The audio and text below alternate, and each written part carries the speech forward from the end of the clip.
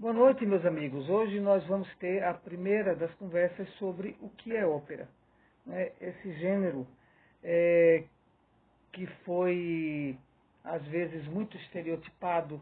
Hoje é visto por muitos como um, um- um- algo, algo antiquado, algo do século XIX, né? É estereotipado através dos desenhos animados, né? E por aí vai. Mas é, é bom sempre lembrar que pelo mundo afora existem ainda, pelo menos até a pandemia, mas eu acredito que isso não vai acabar, né? O, o- a ópera está sempre está sempre sendo sempre existe festivais para novos cantores, sempre existe concursos para novos cantores, né? Sempre existem a ópera geralmente é muito comentada na Europa, nos Estados Unidos, né? Pelo qual a Europa tem esses países inteiros têm teatros mil, né, para elas serem representadas, teatros famosíssimos como o Scala de Milão na Itália, o Covent Garden em Londres, o Metropolitan Opera House nos Estados Unidos, né? Fora da Europa ainda existe o, o Teatro de Ópera de Sydney, na Austrália. Aqui na América do Sul você tem o Colón de Buenos Aires. E aqui no Brasil você tem os teatros municipais do Rio e de São Paulo. E em Recife existe o teatro de Santa Isabel, que nasceu como teatro de ópera. Então, percebam que a ideia da ópera é, é, era uma estrutura quase mundial, né, durante o século XIX. Toda boa capital tinha que ter um teatro de ópera. Era sinal de refinamento, de bom gosto, né? E na medida, em muitos desses países isso ainda não, né, a Recife está havendo um revival, né, de ópera nos últimos anos, através de algumas montagens. Então, isso é uma, é uma,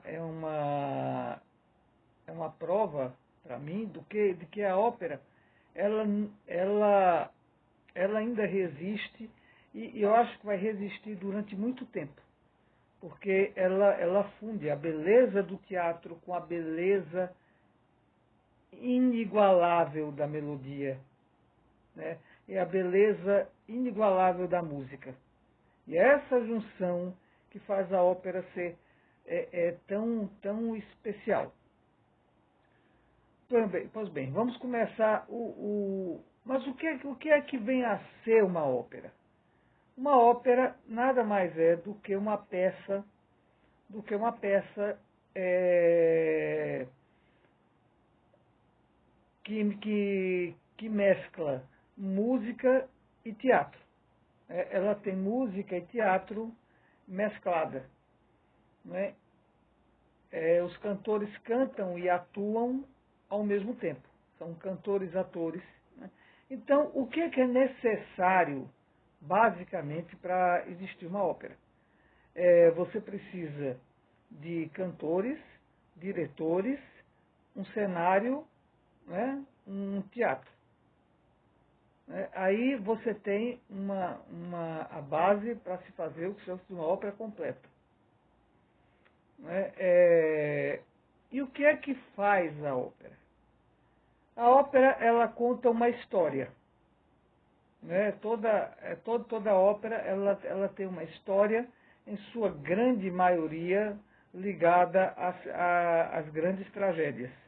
Mas existem óperas cômicas, como o Barbeiro de Sevilha, né? Como La Cenerentola, que é uma versão é, é uma versão da Cinderela, né? Ambas de Rossini. Você tem mais o 90, eu diria que 90, mais de 90% da ópera, ela é trágica. Ela fala de tragédias e dramas.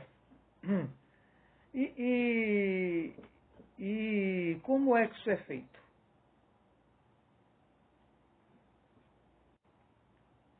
A ópera, ela nasce basicamente de um texto, né? Ela precisa ter um texto que ele vai ser musicado. Esse texto a gente chama de libreto, né? Existem vários libretistas profissionais, né? É, que escrevem os libretos baseados em vários assuntos. A ópera começou com lendas gregas, né? Depois foi se adaptando, cada um a seu momento, a cada um a sua própria cultura. Né? As lendas alemães, quando a ópera chegou na Alemanha, a novelas, né? A novelas, há vários e adaptações de texto de teatro. Né?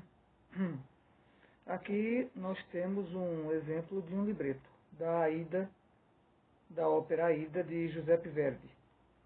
Aqui, esse é o texto de um libreto.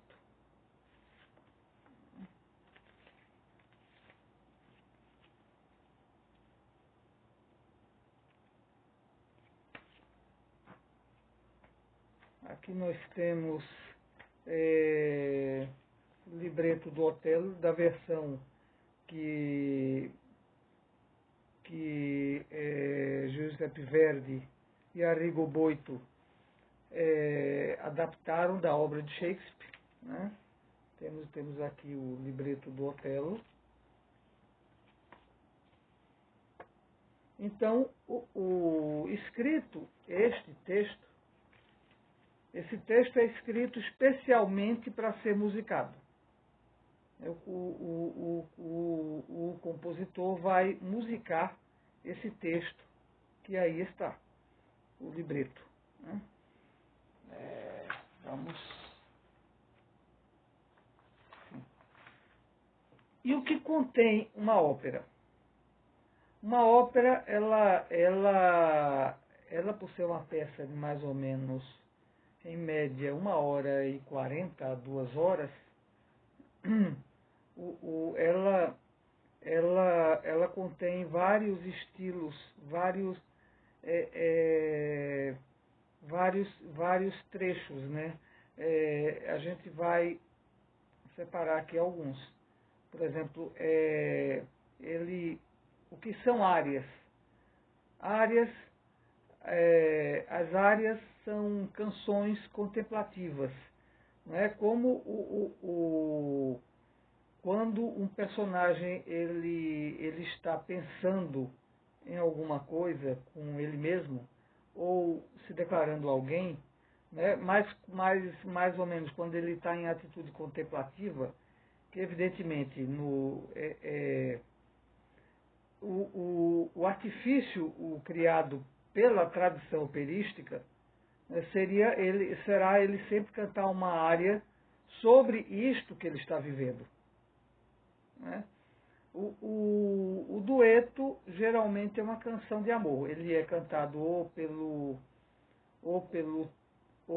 tenor e pela soprano, né? No caso torna-se um dueto de amor, ou pode ser também um dueto onde dois personagens, geralmente, a gente vai ver isso mais tarde, o tenor e o barítono reforcem sua relação de ódio, né, um pelo outro, de antagonismo um pelo outro, né? E por aí vai, tercetos, quartetos, quintetos, né? E aberturas orquestrais. Né? Tem muitas óperas que pela tradição o compositor compunha aberturas orquestrais com temas dessas óperas que ele iria exibir. Né? Muito bem. Vamos agora falar um pouco das vozes das óperas. E para isso eu vou dizer uma coisa para ficar mais ou menos para a gente não se confundir. A gente vai tratar a ópera que a gente vai tratar aqui, ela é criada a partir do século XIX, que é a visão que a gente que mais chegou praticamente até os nossos dias. Né? A ópera do século XIX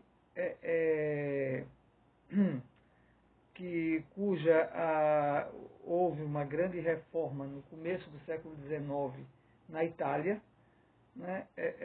Reformou-se praticamente tudo que existia desde então e foi criado uma nova tradição, né? Que colocou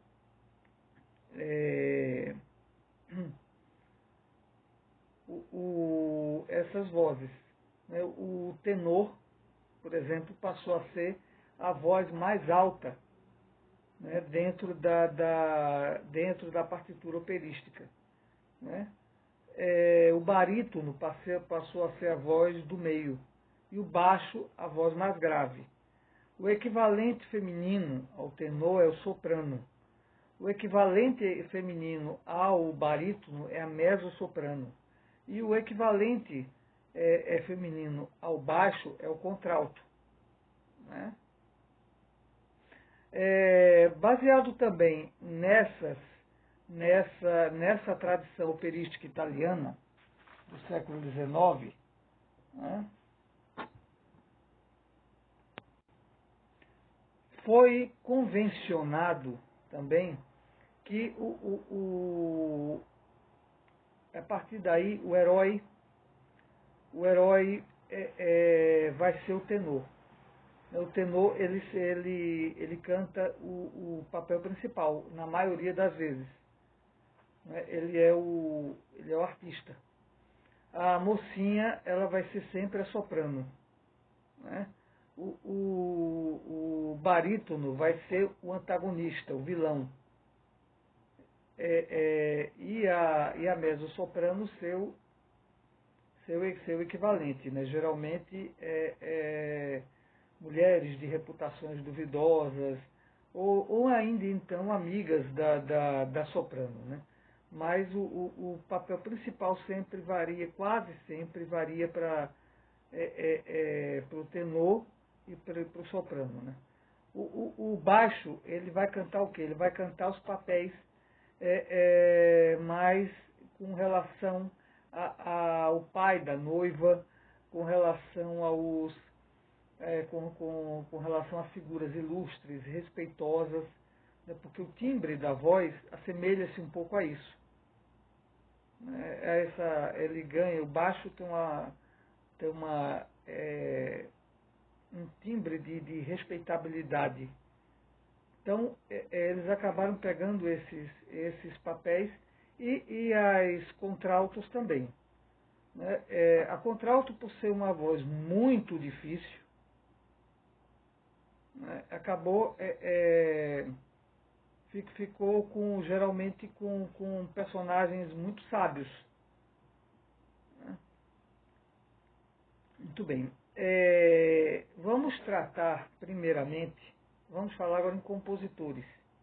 Vamos tratar primeiramente de dois compositores que eu diria que são os mais famosos dentro da ópera italiana desse período. Né? Existem muitos outros, mas dois compositores chegaram até o século XX com extraordinária fama. São eles Giuseppe Verdi, primeiro, né? Que compôs uma série de óperas que ficaram muito conhecidas, como o Trovador, Rigoletto, A Traviata, né, onde existe um brinde que até hoje é famosíssimo. Né? Rigoletto tem uma área chamada La Donna è Mobile, que muita gente conhece sem saber de que ópera é, e o que é muito interessante, não conhece não sabendo de que se trata, mais ou menos. Então, fora isso, ele compôs a Aida, a Força do Destino. Quer dizer, vocês vejam como era uma sociedade que vivia em torno da ópera, vivia tendo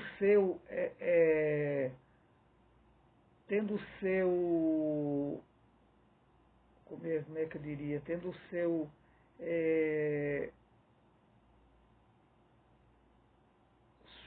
sua ida, né, de lazer, né, praticamente indo para teatros, né, na Itália, isso era costume, né, e assistindo óperas. Né. Isso até, acho que até os anos 30 do século XX. Né.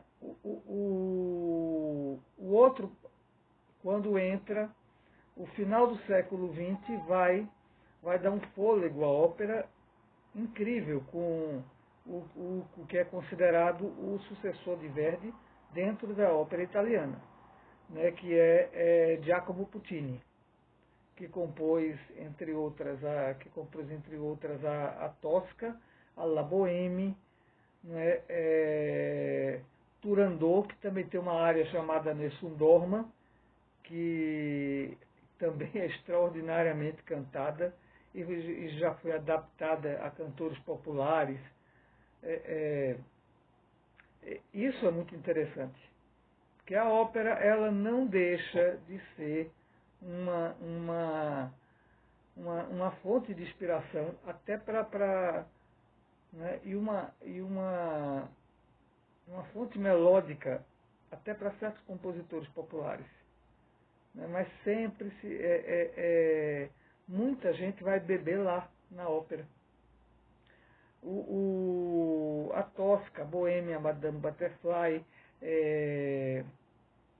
Turandot, La Rondine, né, todas essas são óperas criadas e que falam muito de amor. Né, falam muito de amor, de relações conflituosas. Né, a Tosca. Quem quiser assistir uma ópera, eu gostaria que recomendasse, eu gostaria de recomendar uma ópera de Puccini, para começar, chamada Tosca. Acho que é uma ópera que muita gente vai gostar, porque fala é praticamente uma aventura, fala sobre espionagem, fala sobre queda de governo, fala sobre né, amores, traições, etc. Né, e quem for assistir uma ópera, eu recomendo também, assista. O YouTube é cheio de montagens da Tosca pós-2010. Por que pós-2010? Aliás, pós-2000, por aí. Mas porque a ópera passou por uma revolução em 2000, quando os diretores de cena assumiram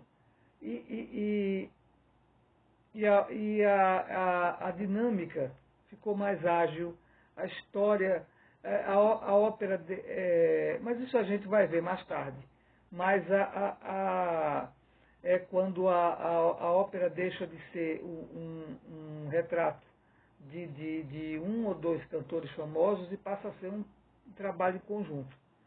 né, quando os diretores assumem o, os projetos. Bom, fora Verdi e Puccini, a gente pode encontrar muitos outros compositores. Antes de Verdi, Rossini, Bellini, Donizetti, né? A Almicari Ponchielli, que escreveu uma bela ópera chamada La Gioconda.